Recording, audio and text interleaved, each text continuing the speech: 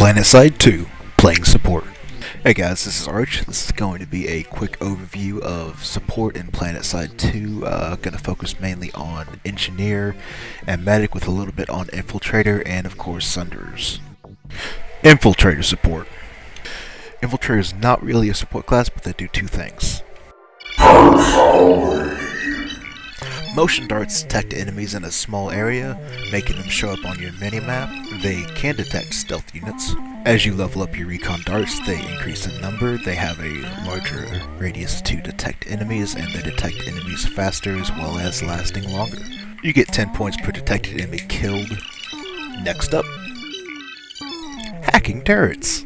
Infiltrators can hack by default. When you hack a turret, if it is occupied, the occupant will be forced out.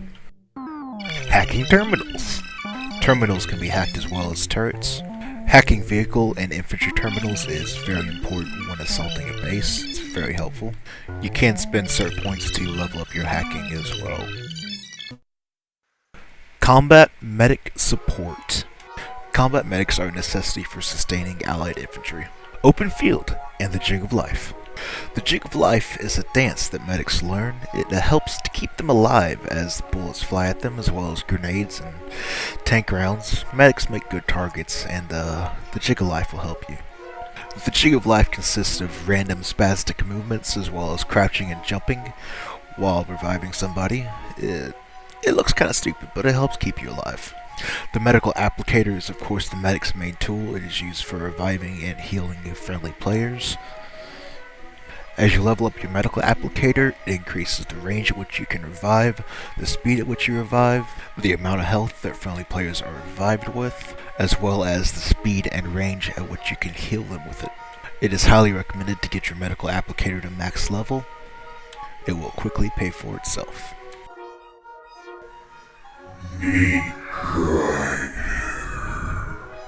Here's a good example of combat medic in heavy action. During this, I'll go over the medic's ability to the nano regen device as well as the revive grenade. The revive grenade is recommended for all medics. It automatically revives all allies in a set radius of the grenade explosion.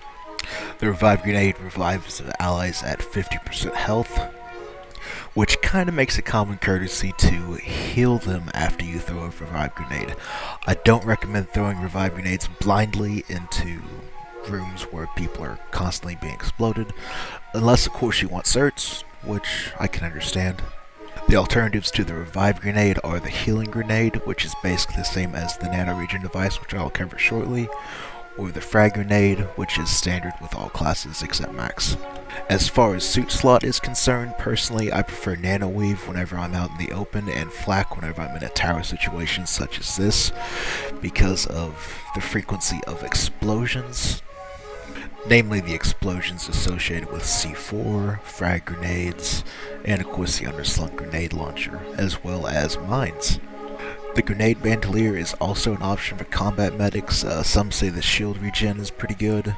That's really a personal preference. Your best option is really just to avoid damage and be like, just an example of ninja reflexes right there. Now covering the nano regen device, it is the medic's inert ability. You can start it up, which increases its recharge rate as well as sustainability.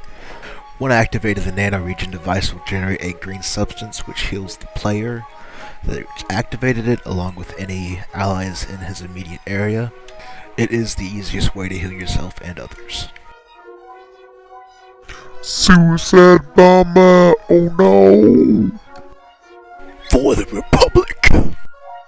Once again, good example of ninja reflexes saving the day there.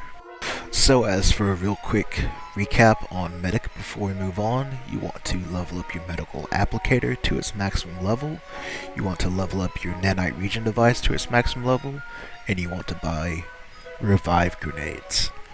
Do all this and you can get some crazy XP and good fights. Thank you, meat grinder. Sundereering, the art of the ammo Sunday.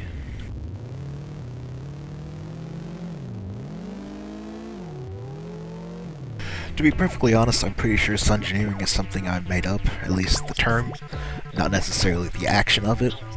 Sundereering is defined by me as the action of driving around like an idiot in an ammo Sunday, driving by every tank you see, and of course hopping out to repair tanks as you see fit.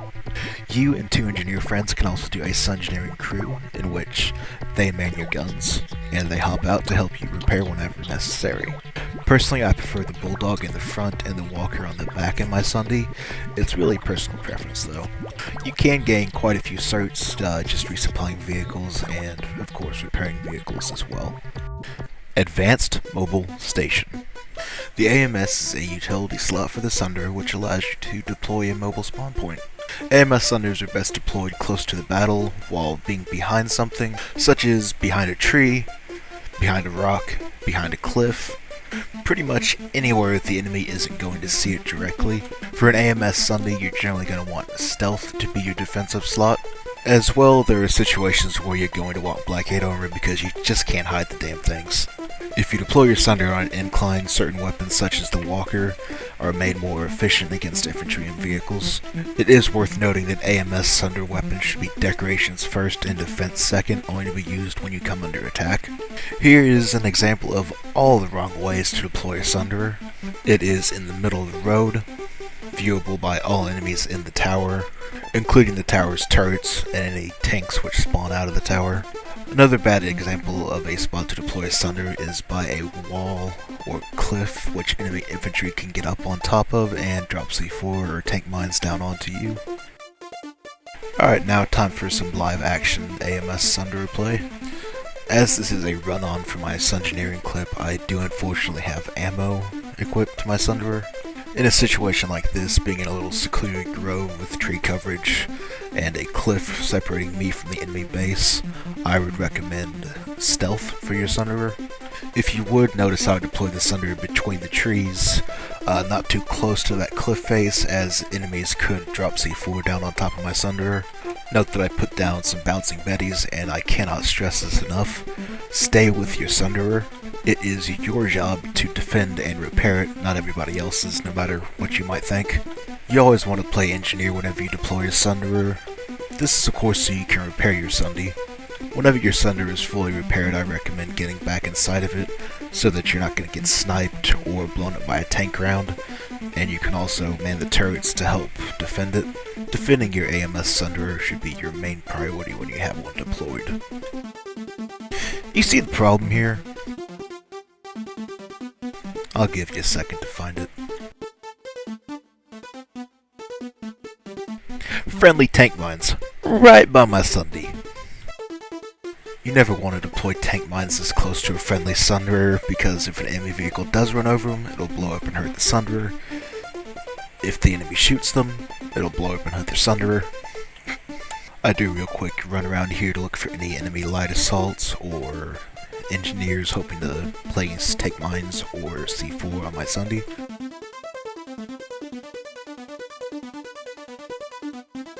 And of course, whenever I turn around for a second, it blows up. I have no idea how I've managed 10 kills with tank mines, as I don't have them certed, but hey, I'll take the free medal. On a side note, maybe if I had had better camo on it, would have survived a little longer.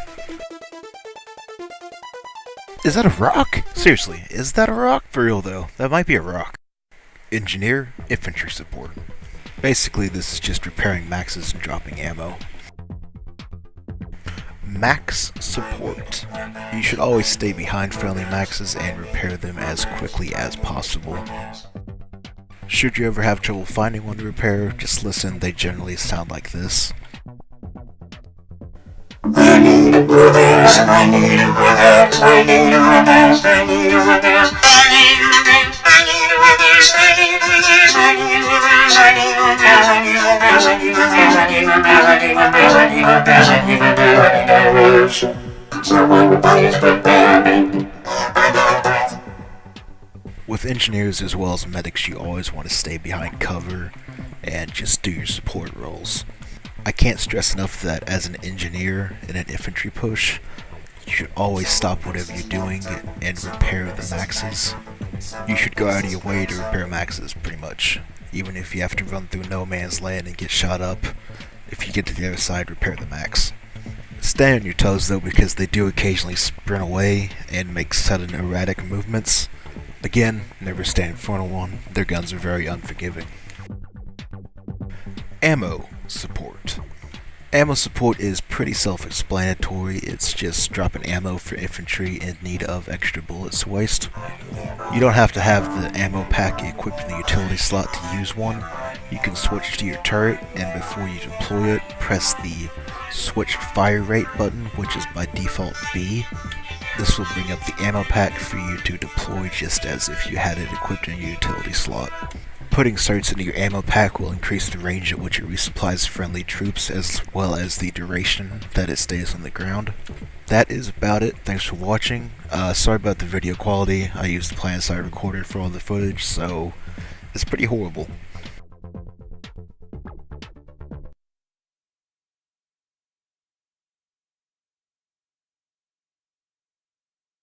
This has been an Archdoor production, based on a novel by Archdoor, directed by Archdoor, produced by Archdoor, video captures by Archdoor, narration by Archdoor, casting by Archdoor, makeup by Archdoor, costumes by Archdoor.